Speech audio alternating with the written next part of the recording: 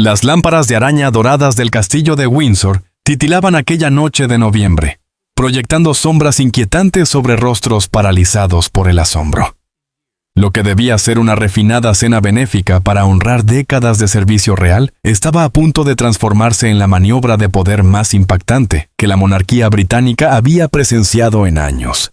Porque en los siguientes 60 segundos, el príncipe Guillermo, heredero al trono de Inglaterra, haría algo impensable: ordenar personalmente que la hija de su madrastra abandonara el recinto, respaldado nada menos que por la figura más temida y respetada de la familia real, la princesa Ana. No se trató de un error momentáneo ni de un fallo de protocolo. Fue un acto cuidadosamente calculado, una demostración de desafío destinada a revelar las grietas que atravesaban los cimientos mismos de la dinastía Windsor. Y al amanecer del día siguiente, la imagen meticulosamente construida de unidad real yacía hecha pedazos. ¿Qué pudo empujar a un futuro rey a una exhibición tan pública de autoridad? ¿Qué antiguo juramento estaba siendo respetado? ¿Y por qué la princesa Ana, guardiana inflexible de la tradición monárquica, eligió situarse junto a Guillermo mientras éste trazaba una línea definitiva en la arena de Windsor? La respuesta se esconde en una carta secreta escrita por la propia reina Isabel II, en confrontaciones susurradas tras las puertas del palacio, y en una guerra silenciosa librada por el alma misma de la corona británica. Antes de adentrarnos en esta extraordinaria historia de lealtad, traición y ajuste de cuentas real, asegúrate de estar suscrito, porque lo que estás a punto de descubrir cambiará todo lo que creías saber sobre la monarquía moderna. Aquella noche, el ambiente dentro del castillo de Windsor estaba cargado de una tensión invisible. Los asistentes del palacio se movían con una prisa inusual, y aunque mantenían sus rostros profesionales, pequeñas fisuras de inquietud se filtraban en sus gestos. La lista de invitados para la cena benéfica había sido objeto de intensos debates durante semanas, pero el rey Carlos había tomado una decisión firme. Laura López, hija de Camila, asistiría como símbolo de armonía familiar. La intención era clara: proyectar una imagen de convivencia pacífica dentro de una familia real moderna, inclusiva y progresista. Para el príncipe Guillermo, sin embargo, aquel gesto representaba algo mucho más peligroso. Lo interpretó como una erosión silenciosa de los límites que su abuela había protegido durante 70 años de reinado. Desde el instante en que Laura cruzó el salón principal, vestida con un elegante vestido de noche y saludando cordialmente a dignatarios y benefactores, la actitud de Guillermo cambió. Testigos cercanos a la mesa principal recordarían más tarde cómo su mirada se endureció y su mandíbula se tensó levemente. Era la expresión de alguien que ya había tomado una decisión, quizá días o incluso semanas antes. La velada continuó con la precisión coreografiada que caracteriza a la monarquía. La orquesta interpretaba melodías solemnes, las velas iluminaban suavemente el salón y las copas de champán se alzaban en brindis perfectamente sincronizados. Pero bajo esa fachada de elegancia, algo esencial se estaba quebrando. Laura López, ajena a la tormenta silenciosa que se gestaba, conversaba con cortesía, posaba para fotografías y se movía con la naturalidad de quien se siente cómodo en los círculos reales. Precisamente esa cercanía informal con la corona era lo que Guillermo no podía tolerar. Cada fotografía, cada diálogo, cada minuto que Laura pasaba entre los muros de Windsor, transmitía un mensaje implícito. La familia de Camila estaba siendo elevada a espacios reservados históricamente para quienes portaban sangre real. Y en esa elevación, Guillermo veía el riesgo de deshacer siglos de orden cuidadosamente preservado. A medida que avanzaba la noche, las conversaciones se volvían forzadas. Los cortesanos evitaban mirarse, y hasta los dignatarios extranjeros, poco familiarizados con las sutilezas del protocolo palaciego, percibían que algo no iba bien. Entonces llegó el instante que resonaría en la historia de la realeza. Guillermo se inclinó hacia su asistente personal, un colaborador de absoluta confianza, y murmuró unas palabras breves y precisas. Su voz no mostraba ira, solo autoridad. En cuestión de minutos, el asistente se acercó a Laura López con la máxima discreción. El intercambio fue corto, casi cortés, pero el mensaje era inequívoco. Su presencia ya no era requerida. El gran salón pareció contener la respiración. Laura vaciló, con un destello de desconcierto cruzando su rostro. Se trataba de un error, un malentendido logístico. Sin embargo, la compostura del asistente no dejaba margen para dudas. No era una invitación, era una orden real. Mientras Laura era conducida discretamente hacia un corredor lateral, el aire dentro del castillo se volvió asfixiante. Nadie alzó la voz, no hubo escenas. Pero el silencio fue ensordecedor. Una prueba escalofriante de que el poder no siempre necesita gritar. A veces, basta con susurrar. Desde su posición cercana a la mesa real, la princesa Ana observó toda la escena. Y justo en el momento en que Laura desapareció de la vista, hizo un gesto mínimo pero contundente. Asintió con la cabeza. Apenas perceptible, pero suficiente para confirmar las peores sospechas de todos los presentes sobre lo que acababa de ocurrir. Un leve movimiento de su cabeza, que no duró ni un segundo. Sin embargo, para quienes comprendían las complejas dinámicas del palacio, aquel gesto fue como una explosión devastadora. La princesa Ana, la guardiana más inflexible de las tradiciones monárquicas, acababa de avalar públicamente el acto de desafío de su sobrino. Aquello no fue impulsivo. No fue un error. Fue una acción planificada, calculada y ejecutada con una precisión quirúrgica. Al otro lado del salón, el rostro de la reina consorte Camila palideció visiblemente. Estaba en medio de una conversación con un dignatario cuando llegó la noticia de lo sucedido. Su hija, su propia sangre, había sido expulsada de un evento real. No por escándalo alguno ni por una falta de conducta, sino simplemente porque el príncipe Guillermo había decidido que no pertenecía a ese lugar. Para Camila fue una humillación disfrazada de protocolo.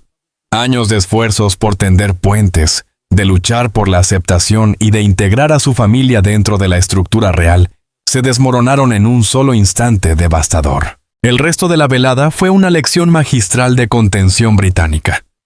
Las sonrisas permanecieron intactas. Las conversaciones continuaron como si nada hubiera ocurrido. La labor benéfica fue celebrada según lo previsto, pero todos los presentes sabían que habían sido testigos de algo histórico.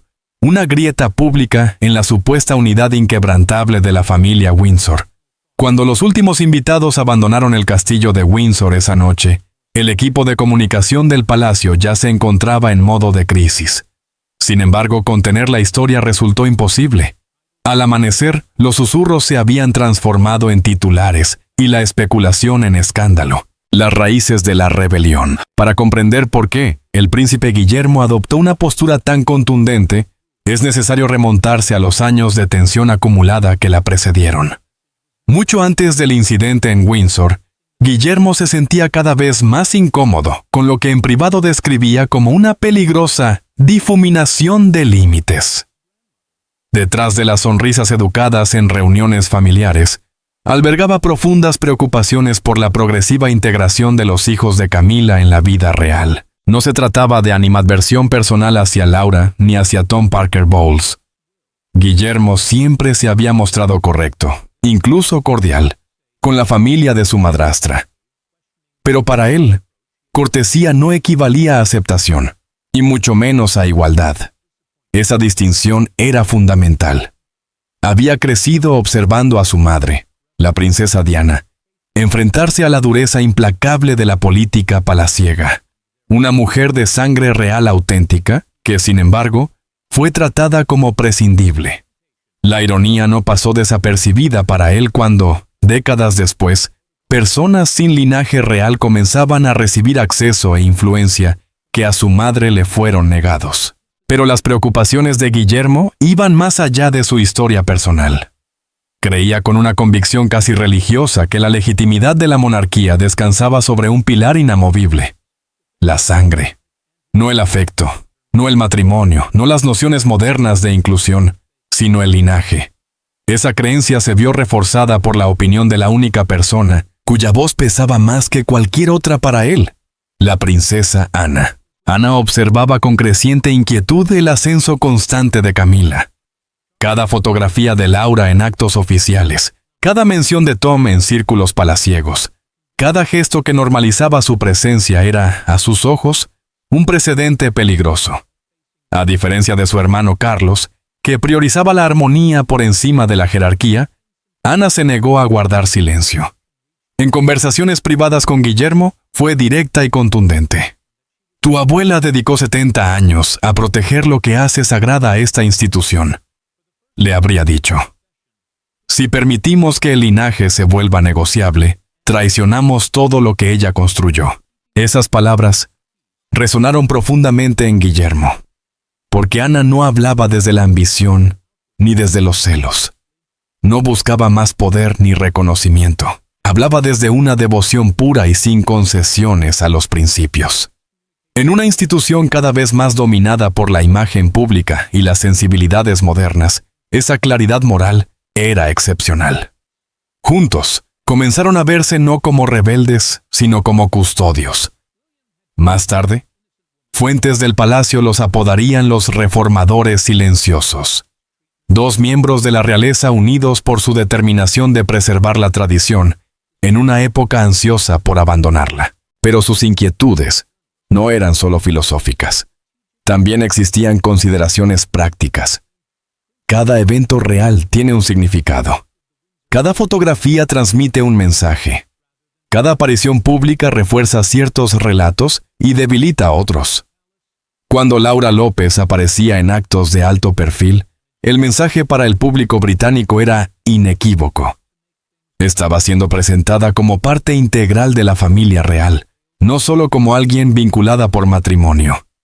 Guillermo veía en ello una estrategia.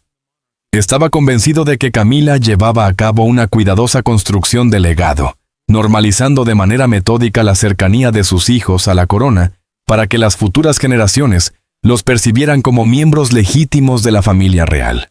Y no estaba del todo equivocado. Tras décadas de hostilidad pública y demonización mediática, Camila anhelaba aceptación. No solo para ella, sino también para sus hijos. Quería que dejaran de ser vistos como intrusos o complicaciones y pasaran a ser considerados miembros valiosos de una monarquía ampliada y modernizada. Cada invitación, cada fotografía, cada gesto público formaba parte de esa estrategia mayor. Pero lo que Camila interpretaba como sanación e inclusión, Guillermo y Ana lo percibían como erosión y riesgo. La tensión llevaba años acumulándose y se manifestaba en formas sutiles. Listas de invitados que generaban disputas silenciosas, disposiciones de asientos que provocaban debates, oportunidades fotográficas cuidadosamente controladas. Cada episodio era lo suficientemente pequeño como para ser descartado como un detalle menor del protocolo, pero en conjunto revelaban una lucha mucho más profunda. En conjunto, todos esos episodios revelaban una discrepancia fundamental sobre el rumbo que debía tomar la monarquía. Y entonces llegó la reunión en St. James, el instante en que el desacuerdo filosófico se transformó en resistencia activa. El pacto secreto. Faltaban 3 días para el banquete de Windsor, cuando el príncipe Guillermo y la princesa Ana se reunieron en privado en las cámaras seguras del palacio de St. James. Aquella reunión no figuraba en ninguna agenda oficial. No hubo asistentes presentes. No se levantó acta alguna. Sin embargo, lo que ocurrió entre esas paredes cambiaría el curso de la historia real. Según reconstruyeron posteriormente fuentes cercanas al palacio, Guillermo y Ana sellaron un pacto. A partir de ese momento, ningún título real, ningún evento oficial, ni ninguna forma de influencia institucional sería concedida a miembros de la familia que no compartieran la línea de sangre, sin la aprobación conjunta de ambos. No estaban organizando un golpe de poder. En su mente, estaban estableciendo barreras necesarias, principios destinados a proteger a la monarquía de lo que consideraban una degradación progresiva de su esencia más sagrada, el linaje. Ana, siempre estratégica, expuso la situación con una franqueza implacable. Tu padre toma decisiones basadas en su comodidad personal, no en la integridad de la institución, le habría dicho a Guillermo. Si no actuamos ahora, la monarquía que construyó tu abuela será irreconocible en una sola generación. Guillermo no necesitaba ser convencido. Llegó a esa reunión decidido a actuar.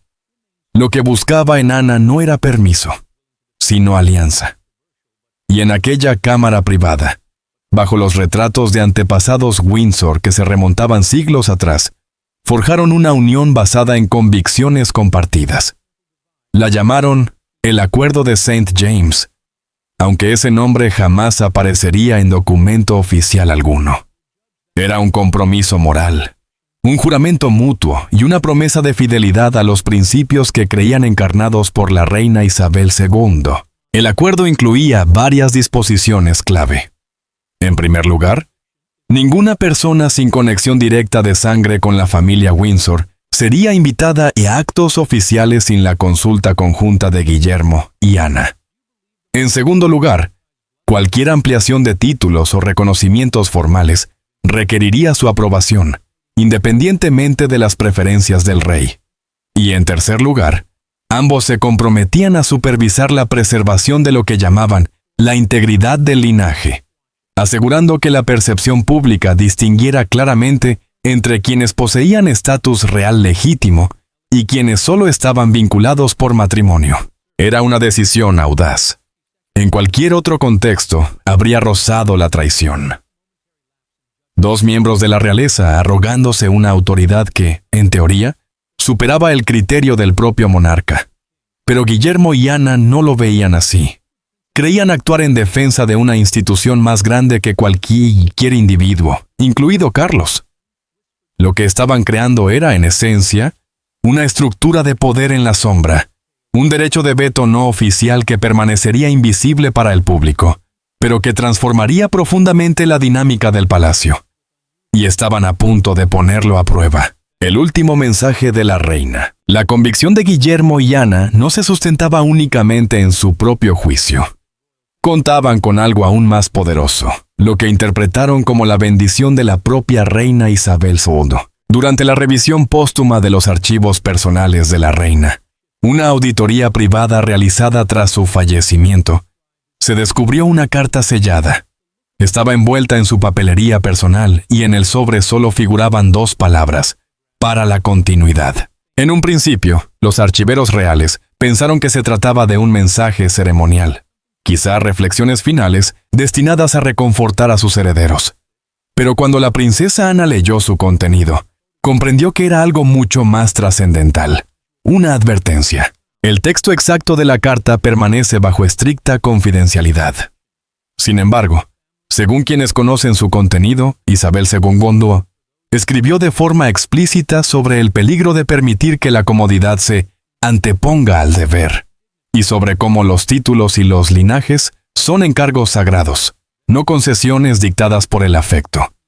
De manera especialmente contundente, advertía que la legitimidad no se hereda por asociación, sino por derecho de nacimiento y perseverancia. Para Ana, aquellas palabras fueron proféticas. La reina había anticipado con precisión el dilema que ahora enfrentaba la monarquía: la erosión gradual de los límites entre quienes nacieron para gobernar y quienes llegaron por matrimonio. Ana guardó la carta en secreto durante más de un año. Consideraba que su mensaje debía servir como guía, no como arma en conflictos familiares. Pero tras observar la normalización de la presencia de los hijos de Camila en eventos reales y el creciente malestar de Guillermo, tomó una decisión. Compartió la carta con él. El efecto fue inmediato y profundo. Guillermo, que hasta entonces luchaba con sentimientos de culpa por su postura, se sintió repentinamente reivindicado. Su abuela, la persona cuya opinión valoraba por encima de todas, había confirmado esencialmente sus temores. «Has hecho lo que ella habría querido», le dijo Ana tras la lectura, según relatan fuentes cercanas. «Ahora debes llegar hasta el final». La carta se convirtió en su piedra angular moral. Ya no era solo una opinión personal. Era, a sus ojos, la voluntad de la reina Isabel II. Y dentro de la jerarquía palaciega, Esa diferencia tenía un peso inmenso. Cuando el rey Carlos supo finalmente de la existencia de la carta, quedó profundamente afectado.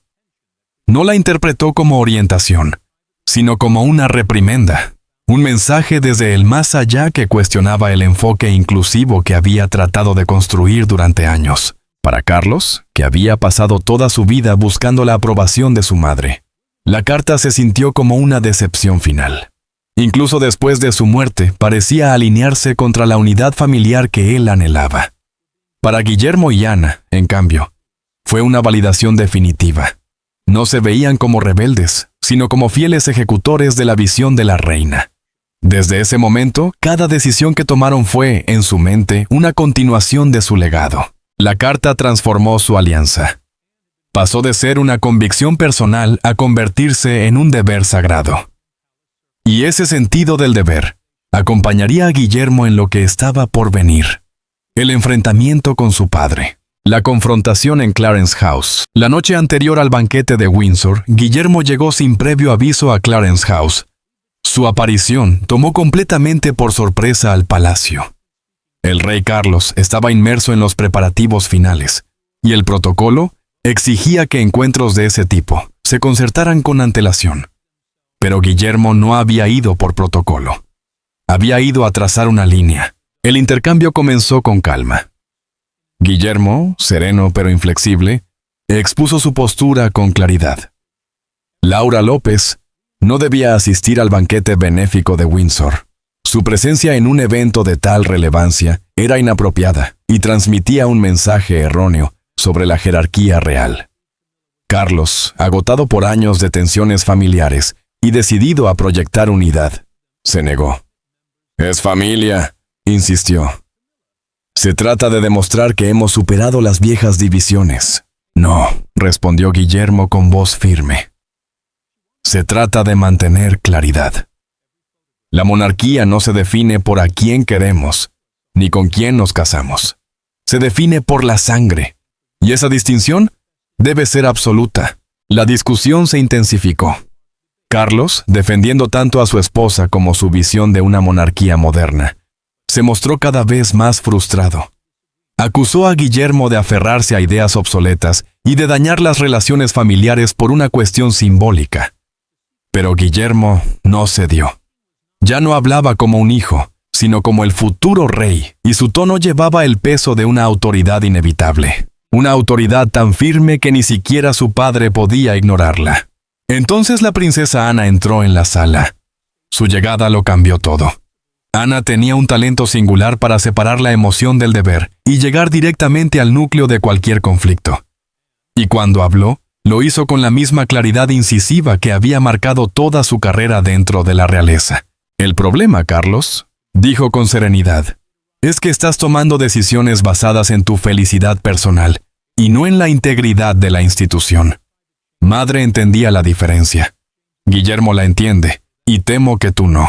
Fue una sentencia devastadora, precisamente por la calma con la que la pronunció. Carlos intentó defender su postura, pero ahora estaba en minoría, no por número, sino por convicción. Guillermo y Ana representaban algo que él no podía contrarrestar: la continuidad directa de los principios de Isabel II. Camila entró a mitad de la discusión para intentar mediar, pero rápidamente se chocó contra la misma muralla inamovible.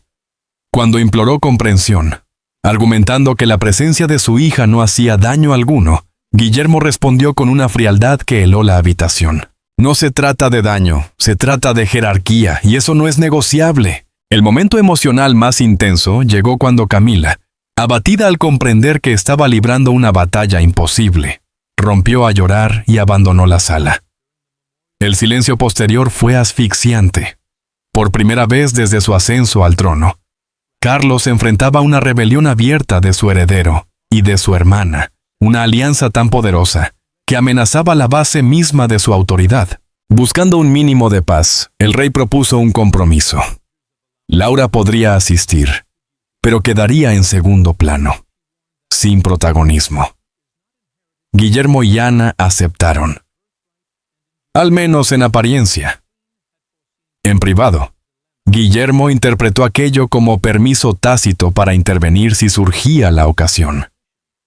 La mesa estaba puesta. La aprobación incierta del rey, la lealtad férrea de Ana y la resolución silenciosa de Guillermo formaron el cóctel perfecto que estallaría en Windsor. La represalia. Tras la expulsión de Windsor, la Oficina de Comunicaciones del Palacio enfrentó una crisis sin precedentes. Pero los ataques no vinieron del exterior, sino del corazón de la Casa Real. Filtraciones cuidadosas comenzaron a inundar los tabloides. Fuentes anónimas describían a Guillermo como un tirano arrogante y a Ana como una mujer fría y vengativa. El mensaje era claro. Guillermo había humillado a una mujer inocente por aferrarse a ideas antiguas de jerarquía real. El lenguaje repetido en varios artículos era sospechosamente uniforme. Expresiones como reina consorte emocional, trato injusto y atmósfera tensa aparecían en medios distintos, como si hubieran sido coordinadas. El equipo de Guillermo no tardó en descubrir el origen. Varios asistentes con vínculos directos con el equipo de prensa de Camila habían estado en contacto con periodistas días antes. No era indignación espontánea. Era una operación de represalia. Los titulares explotaron. El arrebato de poder de Guillermo, el ejecutor en la Guerra Fría real. Cada nota tergiversaba lo sucedido en Windsor, retratándolo como crueldad, no como principio. El público, ávido de drama monárquico, consumió cada detalle. Las redes sociales ardieron. Analistas debatían sin comprender las implicaciones constitucionales más profundas. Dentro del palacio, reinaba el caos. Los cortesanos de alto rango intentaban contener el desastre, pero cada declaración empeoraba las cosas. Cuando el rey Carlos emitió un mensaje llamando a la unidad y la compasión, los medios lo interpretaron como una reprimenda indirecta hacia su propio hijo. El titular, Carlos se distancia de las acciones de Guillermo, generó otra ola de especulación. Mientras tanto, los aliados de Camila la presentaban como una mujer sensible, moderna, luchando por humanizar una institución anclada en el pasado. La ironía era inmensa. La mujer que durante décadas había sido demonizada como la destructora de la pureza real, ahora era retratada como su salvadora emocional. Guillermo optó por el silencio. Sabía que responder solo avivaría el fuego. Pero en privado preparaba algo mucho más poderoso que una defensa. Estaba listo para definirse en sus propios términos. La declaración, cuando el príncipe Guillermo habló por fin, no fue con un comunicado defensivo ni en una entrevista improvisada. Ofreció un discurso televisado formal, reservado para momentos de gran trascendencia nacional. Sentado junto a la princesa Ana, pronunció lo que más tarde sería reconocido como uno de los discursos fundamentales de su futuro reinado. La monarquía no se sostiene en la comodidad, sino en el compromiso. Comenzó con voz firme. Perdura no por relaciones personales, sino por una responsabilidad sagrada transmitida de generación en generación, a través de la sangre y del deber. Para millones de espectadores, sonó como una emotiva defensa de la tradición. Pero para quienes conocían la situación interna, cada palabra era un mensaje calculado. La corona no se hereda por afecto, continuó, sino por linaje, por servicio y por la resistencia de quienes nacen para llevar su peso. Nunca mencionó a Camila. Nunca aludió directamente al incidente de Windsor. No lo necesitaba. El mensaje era diáfano. A su lado, los discretos asentimientos de Ana reforzaban cada frase. No era un hijo disculpándose. Era un futuro rey estableciendo doctrina. La expresión compromiso con el linaje se convirtió en el centro inmediato del debate nacional. Los tradicionalistas la celebraron como un retorno al orden. Los modernistas la criticaron por excluyente. Pero para Camila, que observaba desde Windsor, la frase cayó como un puñal. Lo que el mundo escuchó como elocuencia real, ella lo escuchó como exilio permanente. El discurso confirmó su peor temor, que sin importar su título o sus años al lado del rey, su familia siempre sería periférica, tolerada, pero jamás igual. La reacción de Carlos fue reveladora. Su rostro mostraba tensión mientras su hijo hablaba. En él se veía el dolor de un padre atrapado entre la lealtad al linaje y el amor hacia su esposa. Comprendió entonces que el sentido de misión de su hijo había superado su propia cautela. Guillermo ya no era solo el heredero. Se había convertido en el guardián de una monarquía más antigua y estricta. Fuentes cercanas afirmaron que Camila abandonó el lugar inmediatamente después del discurso, refugiándose en soledad. Ahora es su corona, habría dicho a un asistente. Lo ha dejado claro. El nuevo orden. En las semanas que siguieron al discurso de Guillermo, la dinámica del palacio adoptó una nueva configuración, una que reconocía, aunque nunca de manera pública, que el poder había cambiado de manos. El acuerdo de St. James, antes un pacto secreto entre Guillermo y Ana, se transformó de facto en política operativa. Las listas de invitados para eventos mayores comenzaron a pasar por filtros adicionales. Las decisiones sobre títulos y reconocimientos oficiales enfrentaban un nivel de escrutinio jamás visto. Consciente de que continuar la confrontación solo profundizaría las divisiones públicas, aceptó en silencio esta nueva realidad. Su reinado ya no estaría marcado por la visión inclusiva que había soñado, sino por un acuerdo forzado con fuerzas que él mismo no podía controlar del todo. Camila quedó en una posición insostenible. Reina consorte de nombre, pero limitada en influencia. Sus hijos mantuvieron desde entonces una distancia respetuosa de los actos más importantes de la realeza. Una distancia regida por normas no escritas, pero perfectamente entendidas. Mientras tanto, la princesa Ana asumió un papel ampliado como lo que algunos dentro del palacio comenzaron a llamar la guardiana del protocolo. Una posición que le otorgaba un peso extraordinario en la orientación de la monarquía, sin necesidad de títulos ni reconocimientos formales. Y Guillermo, lejos de salir debilitado por el escándalo, emergió fortalecido. Sí, fue criticado. Sí, lo tacharon de frío y despiadado. Pero también demostró algo fundamental: que poseía la convicción y el valor necesarios para tomar decisiones difíciles en defensa de los principios que consideraba sagrados, para quienes algún día servirían bajo su reinado. El incidente de Windsor se convirtió en un punto de referencia esencial. Una prueba de que el futuro rey, Guillermo VIII, no gobernaría basándose en el consenso o en la popularidad, sino en un compromiso inquebrantable con lo que creía que la monarquía debía ser. La lección quedó clara. En la casa de Windsor, no todas las coronas están destinadas a compartirse. Lo que esto significa para el futuro. La expulsión del banquete de Windsor no trató solo de una persona ni de una noche. Representó una cuestión mucho más profunda. Puede de una institución ancestral, construida sobre el valor del linaje, sobrevivir en un mundo obsesionado con la inclusión. Guillermo y Ana respondieron con contundencia. Sí, pero solo si se mantiene intacta su esencia. Si esa visión será capaz o no de sostener a la monarquía durante el siglo XXI, es algo que aún está por verse. Pero lo que sí es indiscutible es esto: el futuro de la corona británica no será determinado por quienes busquen modernizarla a cualquier precio, sino por quienes estén dispuestos a defender su principio más controvertido pero fundamental: que la legitimidad real no nace del matrimonio ni del afecto, sino de una línea de sangre ininterrumpida que se remonta siglos atrás. El episodio de Windsor reveló una verdad que el palacio había intentado ocultar desesperadamente. Bajo la fachada de unidad, existe una fractura profunda sobre qué es la monarquía y qué debería llegar a ser. Y en esa fractura, el príncipe Guillermo ya ha elegido su bando. La pregunta ahora es, si el público británico, y la historia misma, juzgarán su postura como un acto de valentía o como una muestra de obstinación trágica. Solo el tiempo lo dirá. Pero hay algo seguro. Cuando llegue el día en que Guillermo coloque la corona sobre su cabeza, lo hará no como un rey que se dio por comodidad, sino como uno que luchó, a un costo personal enorme, por aquello que creía correcto. Y estés de acuerdo o no, esa clase de convicción es lo que verdaderamente define a un monarca. La monarquía ya no volverá a ser la misma. Las líneas de batalla están trazadas. Y como hemos visto, cuando el príncipe Guillermo marca una línea, hasta los reyes deben respetarla.